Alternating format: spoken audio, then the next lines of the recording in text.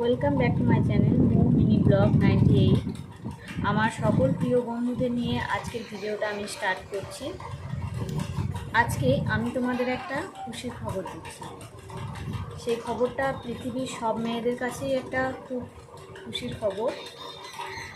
তো আনন্দের বিষয়টা হচ্ছে যে আমি ফার্স্ট টাইম মা হতে চলেছি। আর এটা যখন আমি জানতে পারি তখন সত্যিই খুব আমি খুশি হয়েছি। আর আমার ফ্যামিলি সবাইকে তারপরে সেটা জানায়, তারাও খুব খুশি হয়েছে। তারপর আমি ভাবি যে কি করা উচিত, যে আগে ডাক্তার দেখাবো না কিছুদিন পরে দেখাবো। তারপরে আমার প্রেগনেন্সি যখন আমি জানতে পারি মোটামুটি 1.5 মাস পরে, তাই দেখলাম যে আর কিছুদিন পরে যদি আমি ডক্টর দেখাই তাহলে সেটা বেশি ভালো হবে। তাই তোমরা যারা চিন্তা ভাবনা করো যে জানার সঙ্গে সঙ্গে ডাক্তারের কাছে যাওয়া উচিত বা উচিত নয়, আমি তাদেরকে বলবো যে অবশ্যই যখনই জানতে পারবে তার কিছুদিন ওয়েট করার পর, 10-15 দিন ওয়েট করার পর জানার অবশ্যই ডাক্তারের কাছে তোমরা কিন্তু যাবে।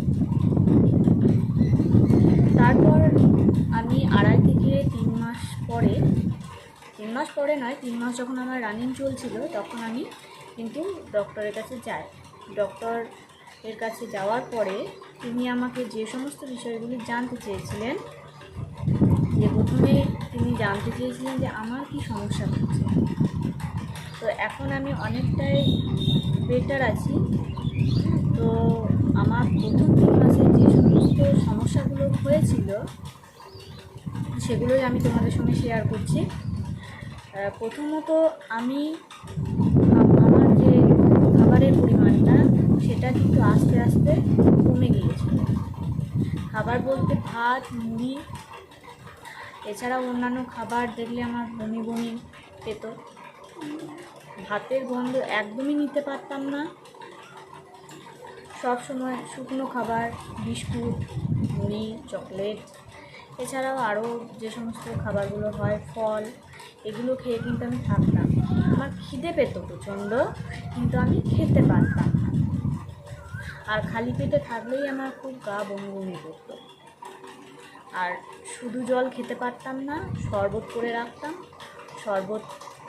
সেই শরবত গোলা জলটাই কিন্তু আমি খেতাম।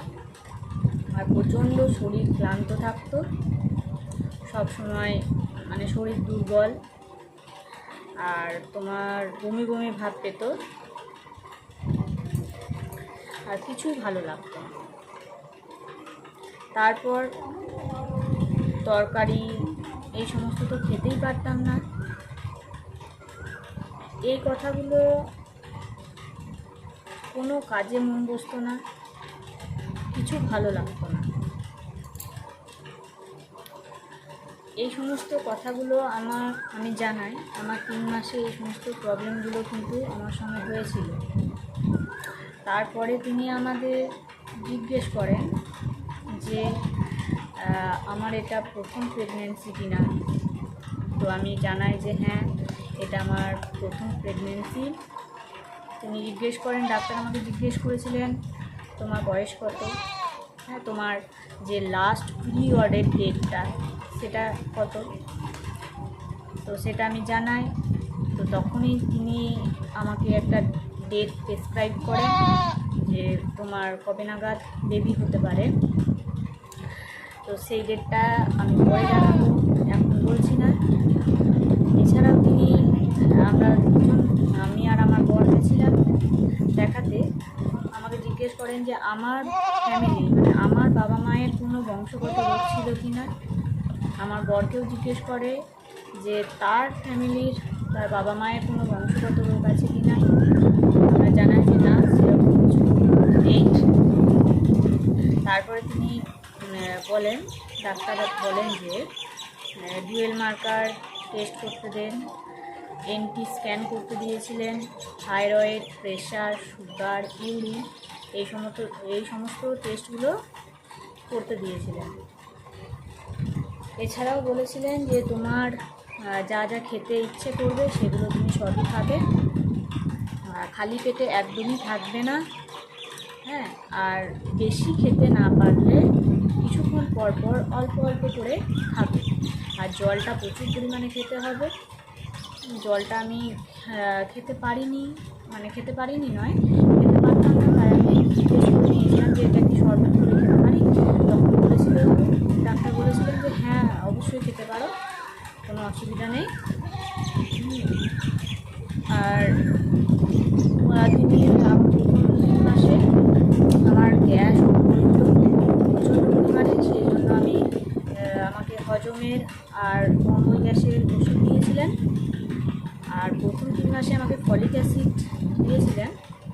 এছাড়া আর কোনো রকম ওষুধ কিন্তু আমাকে দেননি। এই সমস্যাগুলোই আমার সঙ্গে হয়েছিল প্রথম 3 মাসে। তাই আজকের ভিডিওটা আজ আর বড় করছিলাম। পরের ভিডিওতে আমি আমার এমআরআই স্ক্যান, তারপরে যে blood test, 12 marker blood test, pressure, sugar, thyroid, এই সমস্ত রিপোর্টগুলো আমি তোমাদের সঙ্গে শেয়ার করব। তোমরা আমার পাশে দেখো। সকলকে অনেক ধন্যবাদ।